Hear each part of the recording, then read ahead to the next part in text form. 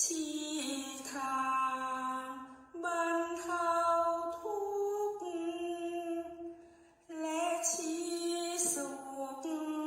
เกษมสารชี้ทางพระนฤพานอันพ้นโศกวิโยคภัยพร้อมเป็นจะพิทักษ์จักสุจรัตวิมลใสเห็นที่ไกลก็เจนจบประจักษ์จริงกำจัดน้ำใจหยาบ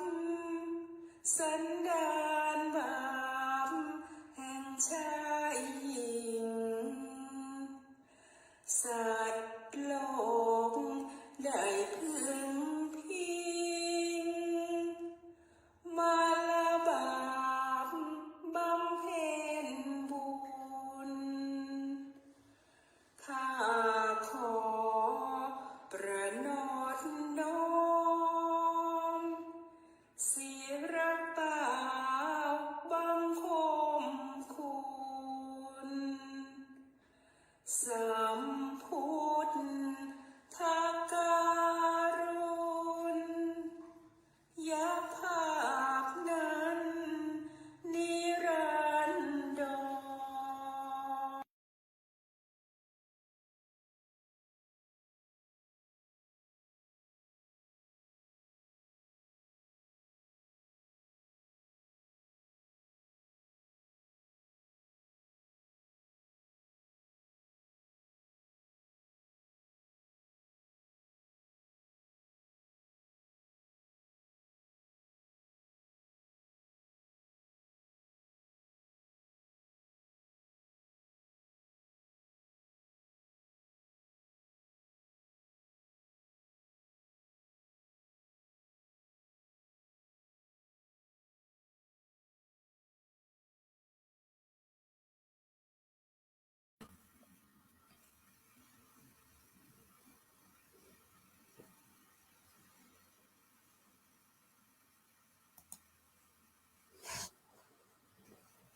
เจริญพร ท่านสาธุชนทั้งหลายรายการธรรมทานจากวัดพุทธปัญญาเมืองพอมานารัฐแคลิฟอร์เนียประเทศสหรัฐอเมริกามาพบกับท่านผู้ฟังท่านผู้ชมอีกวาระหนึ่งรายการธรรมทานจากวัดพุทธปัญญาเชิญชวนท่านสาธุชนได้มาศึกษาพระไตรปิฎกในวันนี้ก็ขอเป็นพิเศษที่จะได้มารำลึกถึงหลวงพ่อพุทธทาสในวาระชาตการ118 ปีบรรดาศิษยานุศิษย์ที่มีความเคารพในหลวงพ่อพุทธทาสก็ได้ร่วมกันนำเอาธรรมะของท่านที่เป็นคำสั้นๆเป็นคำคมหรืออุดมการณ์อุดมคติมาพูดคุยสนทนากันทั้งนี้หลวงพ่อพุทธทาสมีความแน่วแน่ต่อการเดินตามรอยบาทของพระบรมศาสดาโดยเฉพาะท่านเป็นผู้ยึดมั่นในพระไตรปิฎกได้เป็นผู้ค้นคว้าอย่างลึกซึ้งละเอียดในหลักคำสอนที่สำคัญ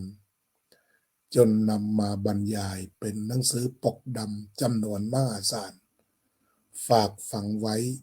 ให้คนรุ่นหลังได้กระทำกันได้ประพฤติปฏิบัติกันมีคำหนึ่งเป็นคำคมที่คนนำไปใช้อย่างกว้างขวาง จะเขียนเป็นคติธรรมสั้นๆตามที่ต่างๆหรืออยู่ในถุงผ้าที่ทำแจกกันหรือที่เก็บช้อนส้อมนี่ก็มี คือทำให้เรารู้สึกคุ้นเคยเป็นเครื่องระลึกถึงนั่นคือคำว่าคนดีสำคัญกว่าทุกสิ่งนี่ก็คือบรรดาผู้ที่มีศรัทธาก็ได้นำมาจัดนำคติธรรมเหล่านี้ใส่รูปของท่านแล้วก็เอาคติธรรมใส่ลงไปทั้งนี้วันนี้ก็เป็นวันที่26พฤษภาคมพุทธศักราช2567พอถึงวันที่27ของทุกปีก็จะเป็นการทำบุญล้ออายุเรียกว่าทำบุญล้ออายุในวันเกิดของท่านถ้าในสมัยโบราณท่านมีชีวิตอยู่คนก็จะหลั่งไหลไปทำบุญวันเกิดในวันล้ออายุวันล้อก็คือเหมือนเป็นการปฏิรูปงานล้ออายุของคนที่จัดโดยทั่วไปเรียกว่าทำตรงข้ามงานที่จัดกันโดยทั่วไปงานวันเกิดจะจัดอย่างยิ่งใหญ่การกินกันการสนุกสนานรื่นเริงแม้ปัจจุบันนี้ในงานวันเกิดของพระมหาเถระต่างๆก็ยังจัดแบบยิ่งใหญ่ใช้ของดีๆมาถวายกันอาหารดีๆอะไรดีๆดังที่กำลังเป็นข่าวอยู่ในวาระวันเกิดของพระรูปหนึ่งศิษยานุศิษย์ก็ได้ซื้อรถอย่างดีถวายราคา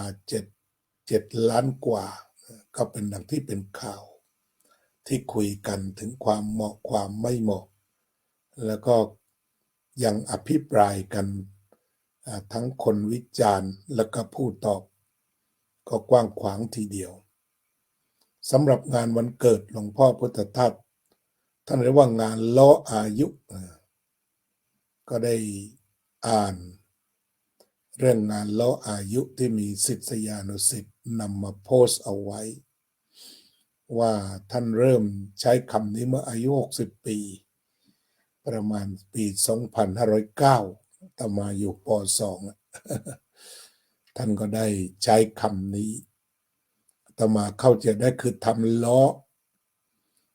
คล้ายๆล้อวันเกิดที่เขาทำกันอยู่โดยท่านได้พูดว่ากินกันใหญ่สนุกกันใหญ่ในวันเกิดนั้นโดยท่านมีคติธรรมที่สำคัญว่า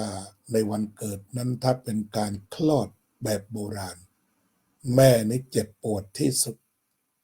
ทานอะไรไม่ได้ลูกก็ทานอะไรไม่ได้ดื่มนมแม่ได้บ้างในเบื้องต้นฉะนั้นท่านจึงตัดสินใจออกแบบวันล้ออายุนี่คือไม่รับประทานอาหาร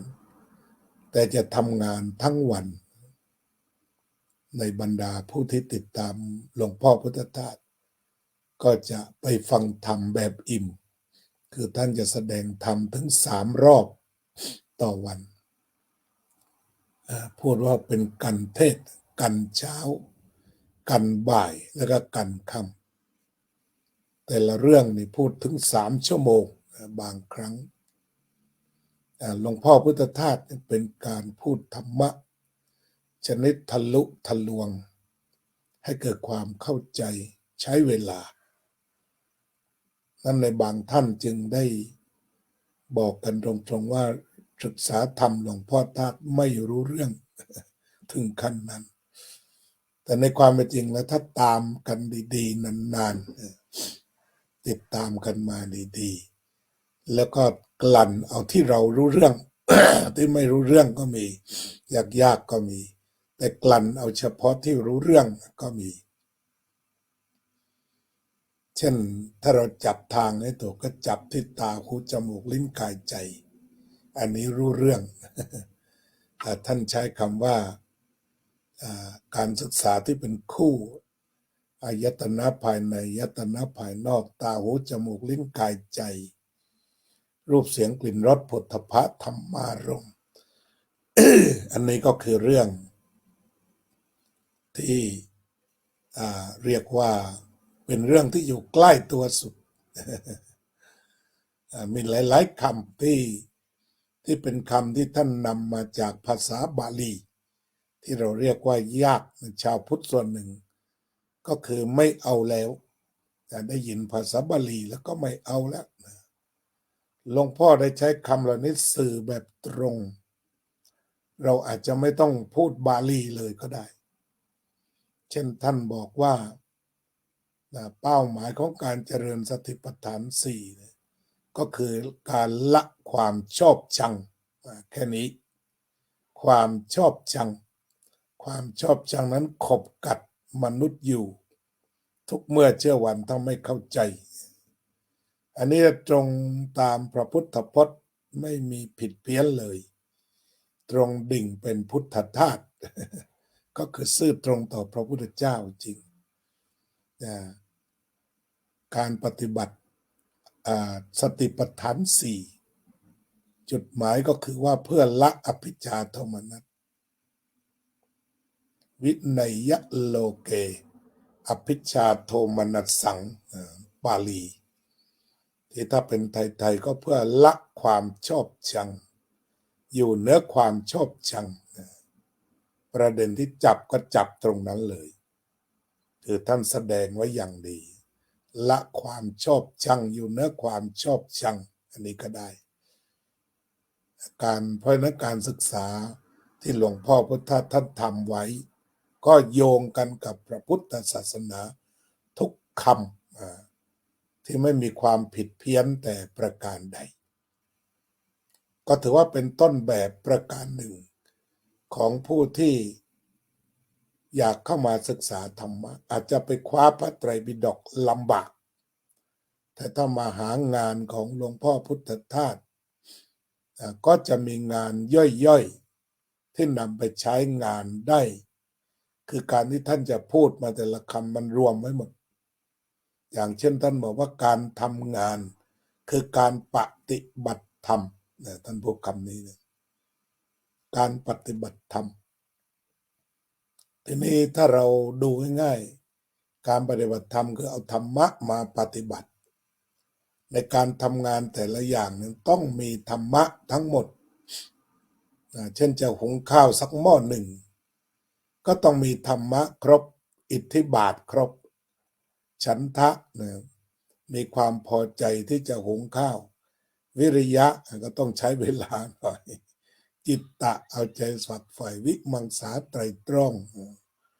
คุณธรรมเครื่องให้สู่ความสำเร็จหรืออิทธิบาทสี่ก็ต้องมีในข้าวทุกหม้อนี่การปฏิบัติธรรมเป็นเช่นนั้นการทำงานคือการปฏิบัติธรรมการขับรถจากจุดที่หนึ่งไปสู่จุดที่หนึ่งก็คือการปฏิบัติธรรมนั่นก็คือจะต้องมีสติมีสัมปชัญญะเพิกถอนอภิชฌาและโทมนัสก็คือมานั่งชอบชังอะไรไม่ได้จะต้องมุ่งมั่นต่อการขับรถนั้นสมาธิก็มีตามควรตามหลักที่เรียกว่าสมาหิตโตคือความมั่นคงสมาหิตโตคือความมั่นคงเวลาขับรถเนี่ยก็ต้องมีธรรมะอยู่เหมือนกันปริสุทธโธก็คือไม่มีอะไรเข้ามาแทรกแซงกัมมันโยถ้าหากว่าจิตมั่นคงบริสุทธิ์ก็สมควรที่จะขับรถอย่างปลอดภัย มุทุอ่อนโยนกล่าวคือพร้อมที่จะเบรกทั้งในตอนที่ติดไฟแดงและใช้สติอย่างดีจนกว่าไฟเขียวจะขึ้นแล้วเราก็ไป ธรรมะทั้งหมดนั่นที่มาของว่าการทำงานคือการปฏิบัติธรรม ที่ท่านพูดไว้นี่รวมธรรมะไว้หลายหมวดเลยรวมธรรมะเอาไว้หลายหมวดในคำที่ท่านกล่าวทีนี้คำที่อาตมาจับป้ายมา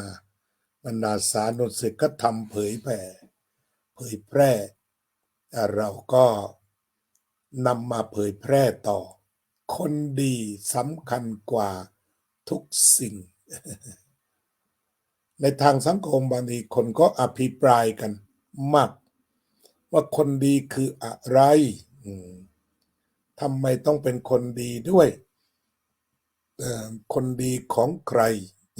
ต่างๆเมื่อพูดถึงคนดีหลวงพ่อพุทธทาสได้อธิบายไว้ในหนังสือที่เรียกกันว่าสวรรค์ของเยาวชนเมื่อคนมักจะอภิปรายจะถามกันท่านก็ว่าไว้เหมือนกันเช่นคนดีของใครอาตมาจำได้ตั้งแต่เด็กๆท่านบอกว่าเป็นลูกที่ดีของพ่อแม่และท่านก็อธิบายต่อว่าลูกที่ดีของพ่อแม่คืออะไรก็คือลูกที่เชื่อฟังพ่อแม่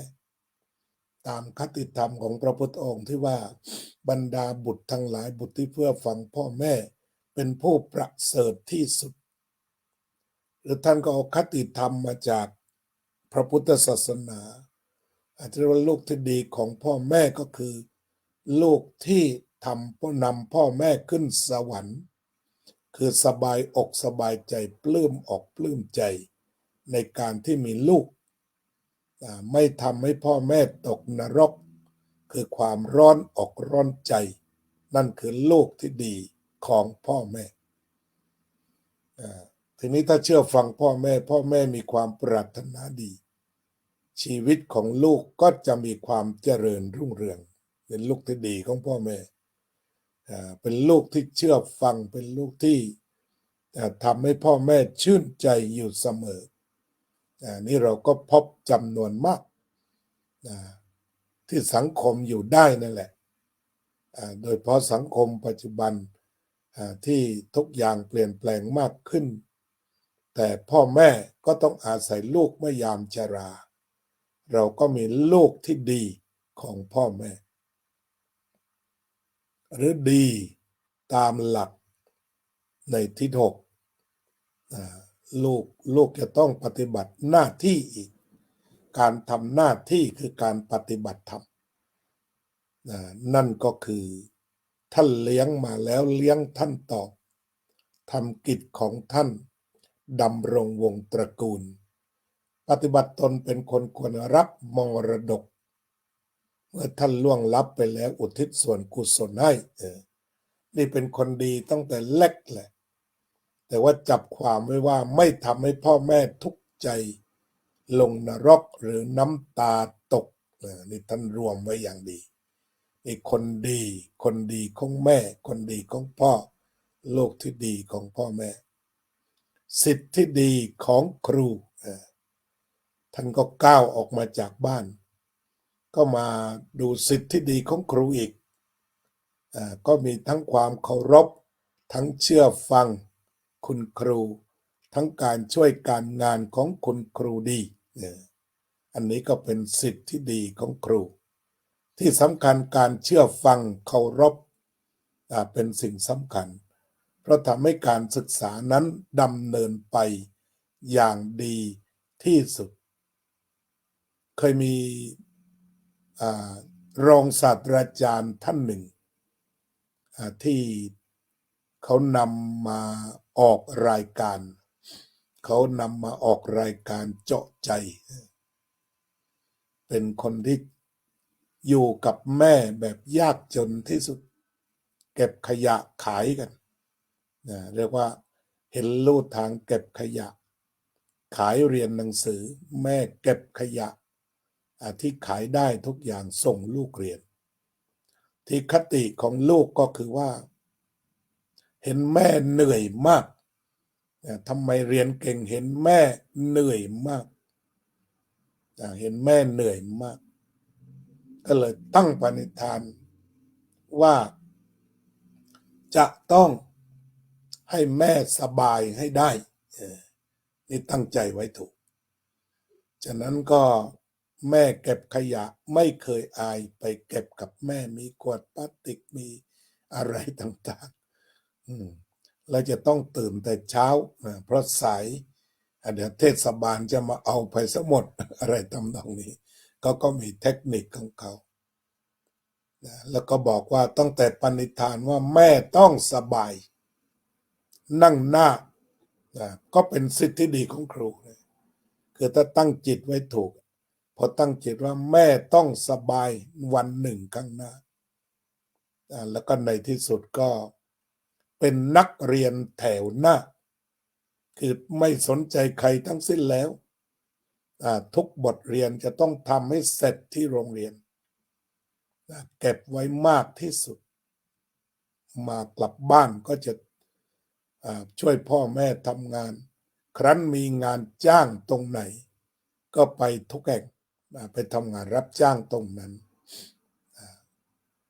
จนกระทั่งว่าเรียนไปเรื่อย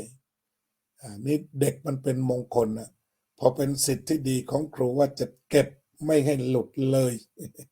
นั่งข้างหน้าเป็นนักเรียนแถวหน้าเวลาเที่ยงก็ไม่หยุดเข้าห้องสมุดทำการบ้านให้จบทำทุกข้อแล้วหลังจากนั้นก็เติบโตขึ้นจนก็กลายเป็นอันว่า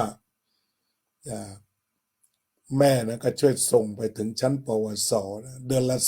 2,000 ขอ 2,000 แค่นั้นที่เหลือก็ทำหาเลี้ยงเองมีพื้นฐานนิดหน่อย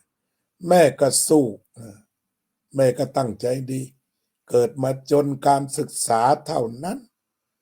ที่จะยกระดับมนุษย์ได้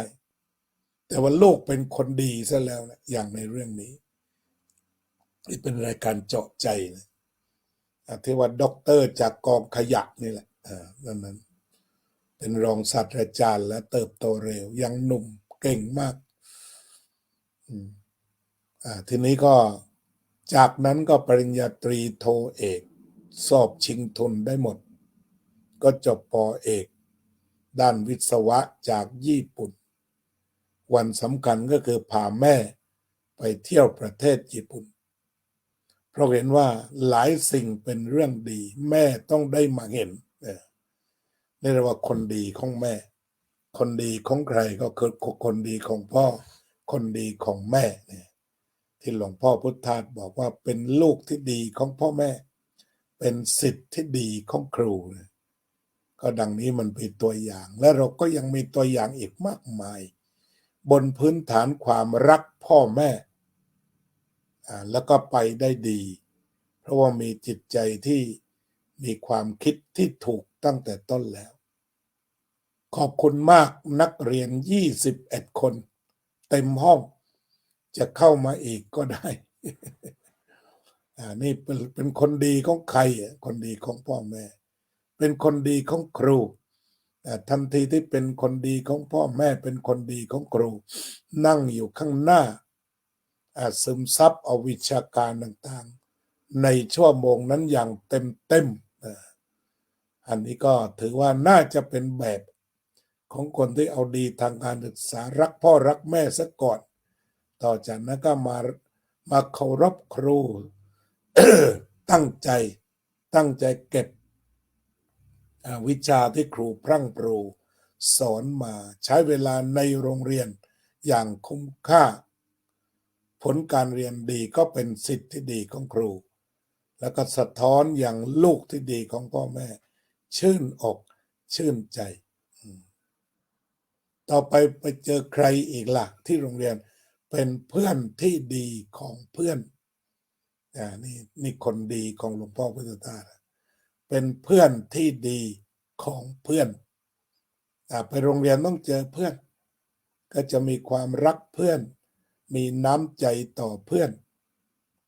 กระทบกระทั่งบ้างก็พร้อมที่จะมีการอภัยเวลาเจอทุกข์เข็ญช่วยฝ่าฟันเวลามีปัญหาช่วยปรึกษาความสำคัญของการมีเพื่อนและสำคัญชวนกันไปทำดีก็เคยศึกษานักเรียนเก่งหลายคน จะรวมกลุ่มกันช่วยกันติวช่วยกันติวช่วยกันสอนช่วยกันแบ่งปันความรู้คนหนึ่งอาจจะขาดไปส่วนหนึ่ง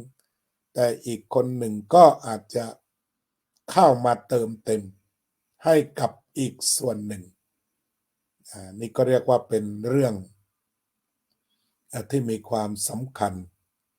อย่างยิ่งของการเป็นเพื่อนที่ดีของเพื่อนตรงนี้ก็เหมือนกันที่หลวงพ่อพุทธทาสนำมาสอนก็คือนำมาจากคำว่ากัลยาณมิตรที่พระเจ้าตรัสว่ากัลยาณมิตรคือสิ่งทั้งปวงต่อการไปตรัสรู้ก็คือมันเป็นเหตุปัจจัยอย่างยิ่งใหญ่ที่ผลักดันไปสู่การตรัสรู้หลุดพ้นอันนี้ถ้ารู้ธรรมดาเนี่ยมีเพื่อนดีนี่ช่วยได้เยอะเลยมีเพื่อนดีนี่ช่วยได้เยอะก็คือที่พากันไปติวหนังสือพากันไปอ่านหนังสือแบบไทยๆของเรานั่นแหละเด็กนักเรียนดีก็จะรวมตัวกันบางคนยังหาไม่ถูก นักเรียนดีคืออะไร อย่างกลุ่มนักเรียนเลวเขาถามแล้วนักเรียนดีคืออะไรก็นี่แหละสั้นๆก็พอนักเรียนดีก็คือเชื่อฟังครูเชื่อฟังโรงเรียนก็ไม่เป็นปัญหาแต่ขณะเดียวกันถ้าทำตรงข้ามไม่เชื่อฟังก็กลายเป็นปัญหาไม่อย่างใดก็อย่างหนึ่งเอาสักข้อนักเรียนดีมีความเชื่อฟังมาก่อนแล้วต่อจากนั้นก็ตั้งใจเคารพรักคุณครูนี่เป็นนักเรียนดีเป็นนักเรียนดีเป็นเพื่อนดีพอเรียนหนังสือดีตั้งใจดีเคารพครูดีใครเข้ามาเขาก็พากันดีไปด้วยพากันดีไปด้วยนักเรียนดีเป็นครูที่ดีคือมาดูแลลูกศิษย์อย่างมีครูคนหนึ่งที่มีการทำมาเป็นคลิปสั้นๆแต่ว่าถ่ายจากเรื่องจริงก็มีการวางแผนกับครูผู้หญิงคนนั้นก็คือมันมีอยู่อย่างหนึ่งสมัยนั้นหรือสมัยนี้ก็อาจจะมีคือการไปสอนนอกเวลาตามบ้านที่เรียกว่าครูติวครูผู้หญิงคนนี้ก็สอนคณิตศาสตร์คือครูคณิตศาสตร์เนี่ยทำรายได้ดีทุกประเทศในประเทศอเมริกาเคยเจอครูคณิตศาสตร์เขาก็บอกว่ายังราคาแพง ที่สอนนอกโรงเรียนก็คือพ่อแม่ผู้ปกครองที่เตรียมตัวลูกเข้ามหาวิทยาลัยดีๆก็จะต้องเตรียมคณิตศาสตร์อย่างหนาแน่นคุณครูคณิตศาสตร์เล่าให้ฟังว่าชั่วโมงละ$80ถ้าไปสอนตามบ้านหรือว่าอาจจะมีศูนย์$80ต่อชั่วโมงอัตราครูติวในอเมริกาฉะนั้นถ้าบางคนบอกว่าอเมริกาไม่มีครูติวอันนี้เจอจังมีแล้วก็แพงด้วยทีนี้ตามสารคดีเรื่องนี้ก็บอกว่ามันมีหลายคนในโรงเรียนนั้นไปทำมาหากินที่สถาบันกวดวิชาของเราเรียกว่ากวดวิชาสถาบันกวดวิชาแต่ครูผู้หญิงคนนี้ไม่ยอมไปยุ่งมาวันหนึ่งเด็กก็เป็นนัดว่าเย็นนี้คุณครูว่างไหมหนูติดคณิตศาสตร์ข้อนี้สำคัญมากคิดยังไงก็ไม่ออกหลังเรียนหนูขอพบครูได้ไหมแล้วครูนัดเลยจากนั้นก็มีเพื่อนครูเพราะวันนี้ขอไปสอนแทนหน่อยได้ไหมชั่วโมงหนึ่งก็ประมาณ500 บาท2 ชั่วโมงช่วยแทนผมหน่อย1,000 บาทมีอยู่2 ชั่วโมงก็1,000 บาทก็แล้วกันหาเงินนอกเวลาคุณครูคนนั้นก็บอกว่าพอดีนัดนักเรียนไว้แล้วที่จะสอนนักเรียน คุณครูอีกคนหนึ่งก็บอกว่าแหมนักเรียนสอนในห้องก็ได้เมื่อไรก็ได้แต่นี้เอาเงินไว้ก่อนคุณครูว่างั้นคุณครูผู้หญิงคนนี้บอกว่าไม่หรอกไม่หรอกขออยู่กับเด็กขอสอนเด็กดีกว่าอันนี้สปิริตที่สูงนักเรียนดีก็เข้าหาครูบ่อยๆไม่เกเรเชื่อฟังเคารพคุณครูเข้าหาบ่อยๆแล้วก็ต่อจากนั้นก็จะได้บทเรียนต่างๆที่ดีคือการศึกษานั้นแม้จะมีสื่อมากแต่ต้องมีครูนั่นแหละเพราะบางทีครูนี่เก่งกว่าสื่อจะมี YouTube มีอะไรก็ตามต้องมีครู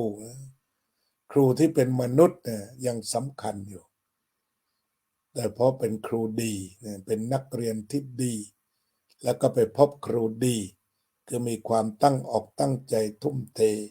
มีจิตวิญญาณของครู เมื่อวานมีข่าวหนึ่งที่กรุงเทพตรงไหนก็ไม่ทราบแล้วละจำไม่ได้ฝนตกหนักน้ำท่วมด่วนเลยท่วมถึงหน้าแข้งท่วมถึงหน้าแข้งโรงเรียนนั้นใหญ่ด้วยนะทีนี้ก็กลายเป็นว่าพอน้ำมาเท่านั้นเองก็เด็กไปเรียนจากตึกหนึ่งไปสู่ตึกหนึ่งเข้าโรงเรียนไม่ได้ก็เข้าได้อยู่แหละคือไม่ถึงกับท่วมสูงแต่ว่ารองเท้าถุงเท้าเปียกหมดท่านผู้อำนวยการก็นำโต๊ะมาเรียงทำเป็นสะพานชั่วคราวเก่งแล้วในจุดอ่อนจุดที่เวลาข้ามถ้าพลาดตกน้ำท่านผู้อำนวยการไปยืนอยู่ทำราวสะพานให้เด็กส่งมือให้เด็กจับเด็กก็จับมือครูแล้วก็ข้ามจุดอ่อนของสะพานนั้นไปอย่างปลอดภัยทุกคนอันนี้ก็คือครูที่น่าประทับใจก็ได้นำข่าวของคุณครูคนนี้ออกมาลงก็อนุโมทนาเรามีครูดีอยู่จำนวนมากต้องบอกเลยเรามีครูดีที่ขนขวายที่รักเด็กสำคัญแล้วพระพุทธเจ้าก็สรรเสริญด้วยนะว่าครูนี่คือกัลยาณมิตรเป็นเพื่อนที่ดีของศิษย์พระพุทธเจ้ายังพูดธรรมะเอาไว้ด้วยยังตรัสธรรมะเอาไว้ด้วยก็คือลักษณะครูดีปิโยน่ารักในการกระทำของท่านผอ.โรงเรียนในกรุงเทพเมื่อวานเนี่ยน่ารัก คือแล้วก็รู้สึกว่าท่านก็คงถอดถุงเท้าแต่ว่ากางเกงเปียกแน่นอนเพราะน้ำมันสูงก็ส่งมือให้ลูกศิษย์จับอย่างนี้หลายคนก็จับปุ๊บไป ก็คงเมื่อยแขนอยู่แหละคงเมื่อยแขนอยู่แต่ว่านี่คือความดีครูดีมีความรักปิโยน่ารักภาพรวมครูแบบนี้คือน่ารักเป็นท่านผอ.ที่น่ารักปิโยคารุหนักแน่นคือยืนในน้ำก็ได้ยืนเปียกเย็นสถานอยู่ตรงนั้นจนกว่าจะส่งลูกข้ามฝั่งคล้ายๆเหมือนเรือจ้างที่เขากล่าวสมัยก่อนส่งลูกข้ามฝั่งส่งลูกศิษย์ข้ามฝั่งปิโยคารุแปลว่าหนักแน่นอดทนก็มีผู้อธิบายว่าคารุก็คือครูนั้นหนักอยู่บนหัวเด็กคือความดีคุณธรรมปิโยคารุพร้อมกับอดทนภาวนิโยก็คือหมายความว่าติดตามเหตุการณ์ติดตามสถานการณ์อัปเดตสถานการณ์ด่วนทำอย่างไรได้ฝนลงมาอย่างหนักจนน้ำท่วมอัปเดตบอกเอาเลยยืนคว้ามือกันไว้ก่อนนั่นแสดงว่าดีทั้งโรงพอด้วยคนอื่นด้วยปิโยคารุภาวะนิโย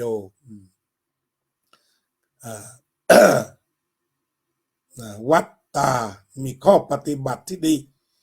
อันนี้คุณครูนี่มีเมตตาสูงมากห่วงใยลูกศิษย์เหมือนลูกของตน นี่คือเมตตา unconditional love universal love ลูกศิษย์ทุกคนคว้ามือครูผ่านไปสู่ฝั่งโน้นได้อันนี้เรียกว่าเป็นความเมตตาอย่างยิ่งมีวัดตาแปลวัดตาแปลว่าผู้สอนดีปฏิบัติตนดีวัดตานี่มันก็ว่าอธิบายได้ดี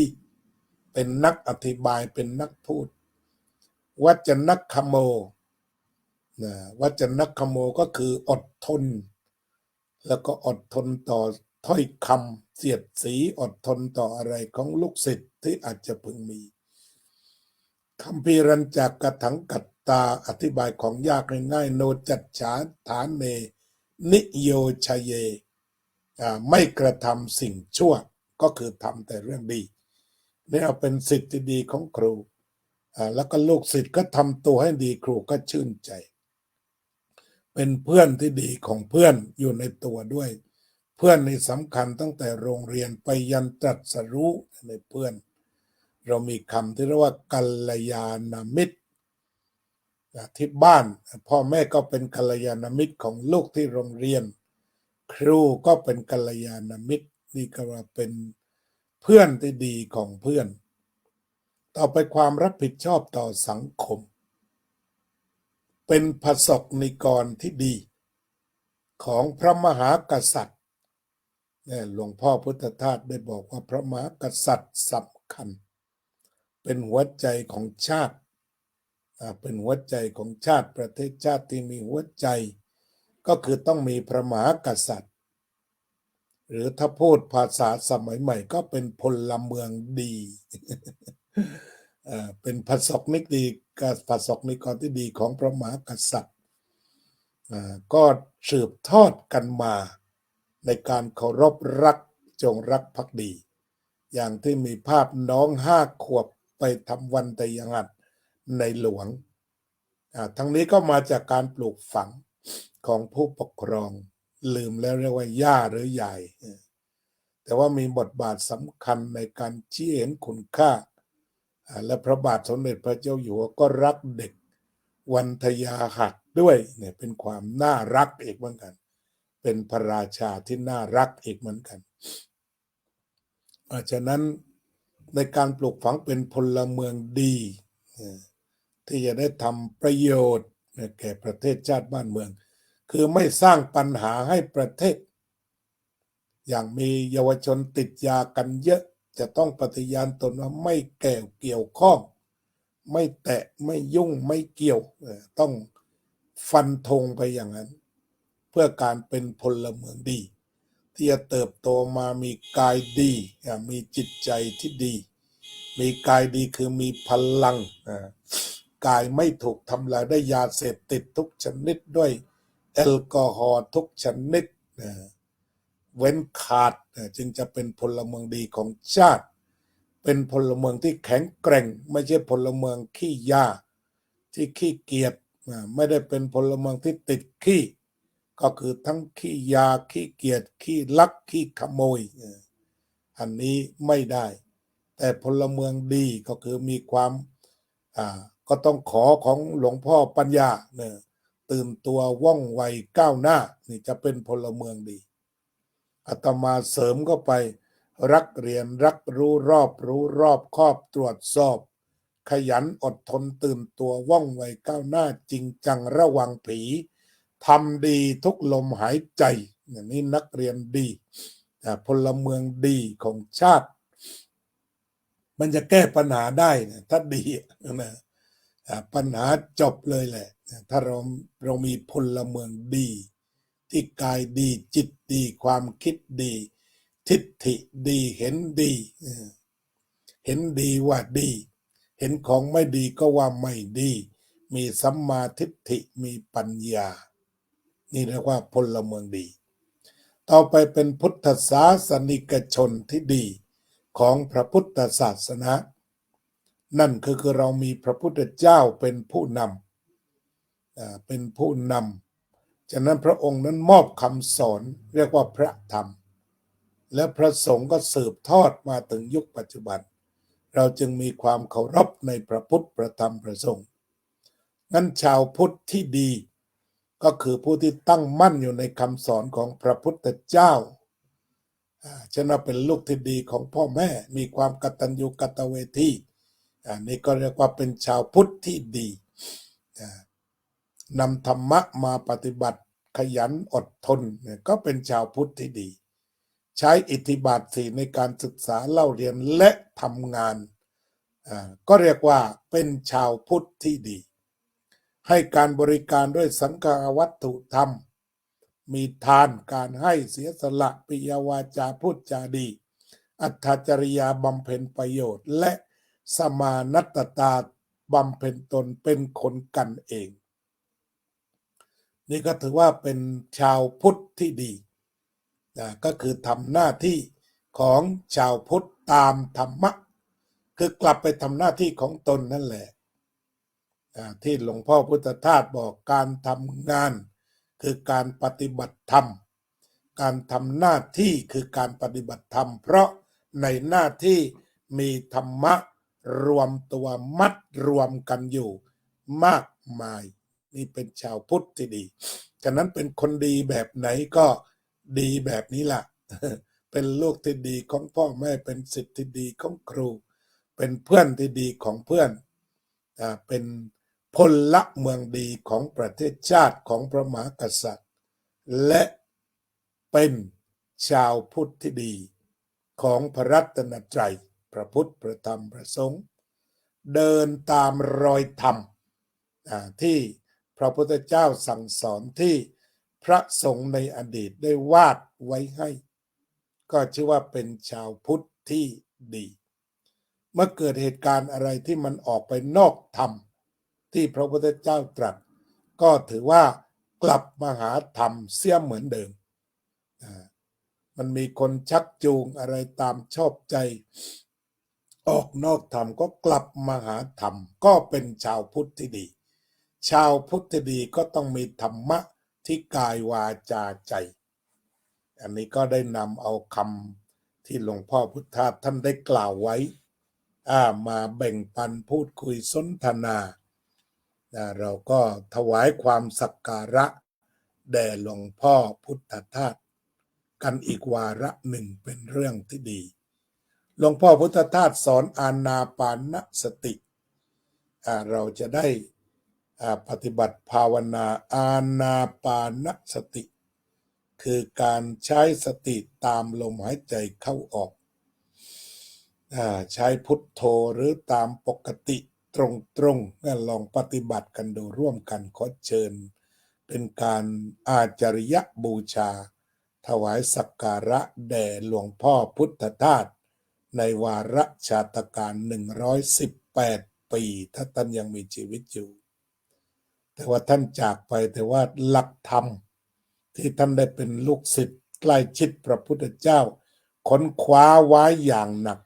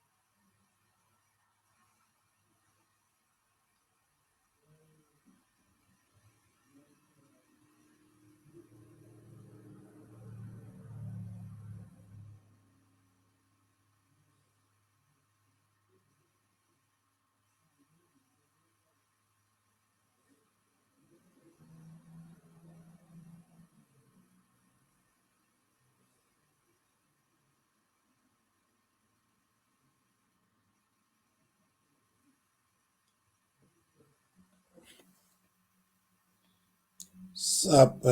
สัตตาสัตว์ทั้งหลายที่เป็นเพื่อนทุกข์เกิดแก่เจ็บตายด้วยกันทั้งหมดทั้งสิ้นอเวราโหนตุจงเป็นสุขเถิดอย่าได้มีเวรแก่กันและกันเลยอัพพยาปัจจาโหนตุ จงเป็นสุขเถิดอย่าได้พยาบาทเบียดเบียนซึ่งกันและกันเลยอนีฆาโหนตุ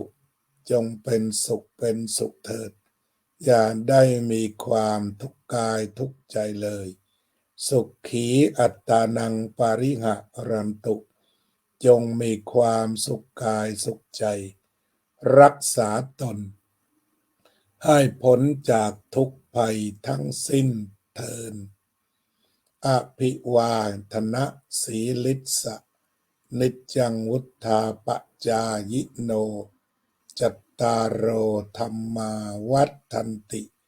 อายุวันโนสุขังพะลังต่อไปก็ทักทายวันนี้ล้นห้อง27 คนขณะนี้26 คนขอกล่าวคำว่าขอบคุณและขอบคุณที่ได้มาร่วมรายการในวันนี้จะขอทักทายแสดงความขอบคุณโยมนพรัตน์บุญกอบโยมปิ่นทิพย์โภคยสุพัฒน์โยมกุหลาบพัชรดุลโยมโจอาลิซ่าโยมน้อยโยมกิตติมาบริกส์โยมโซเฟียสุภาพรโยมแม่สมภาพคมสันโยมบัวผันหอลโยมเพ็ญศรีภักดีไทยโยมกัลยาว่องทิพย์คงคาโยมสุภาพันธ์เสนีวงศ์โยมกัลยาว่องทิพย์คงคาโยมบัวผันหอล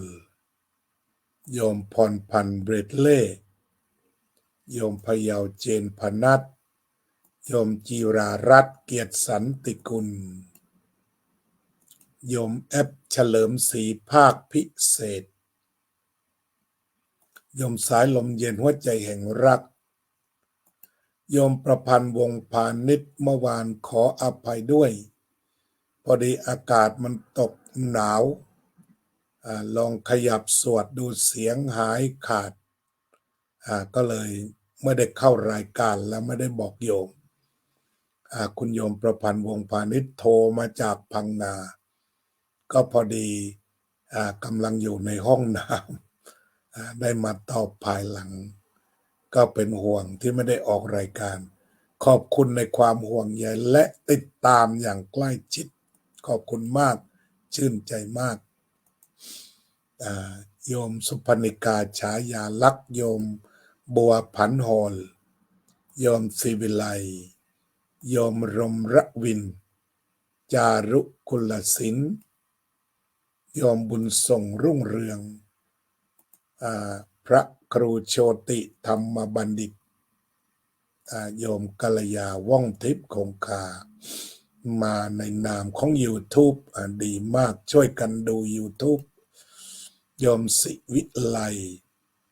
โยมเคนตนาโยมสารพีเสมียนเพชรไม่ได้พบกันนานขอบคุณมากโยมนิพาพรยิ่งรุ่งโรจน์โยมบัวผันหอลโยมกัลยาว่องทิพย์คงคาโยมนพรัตน์บุญกอบร่วมภาวนาอนาปานสติกันโยมสุพนิกาฉายาลักษ์โยมน้อยพรหมประเสริฐโยมนิพาพรยิ่งรุ่งโรจน์โยมโจ้อาลิซ่าโยมแม่สมภาพคมสันโยมศิวิไลโยมศิวิไลศรีวงชัยขอขอบคุณทุกท่านที่ร่วมชมรายการกันในวันนี้ขอทุกท่านจงทำดีพูดดีคิดดีคบคนดีไปสู่สถานที่ดีๆขอทุกท่านจงเป็นลูกที่ดีของพ่อแม่เป็นศิษย์ที่ดีของครูเป็นเพื่อนที่ดีของเพื่อนเป็นพลเมืองที่ดีของชาติ เป็นพุทธศาสนิกชนที่ดีของศาสนาหรือเป็นศาสนิกของทุกศาสนาที่มีแต่ความดีตามศาสนานั้นขอทุกคนมีความสุขสืบไป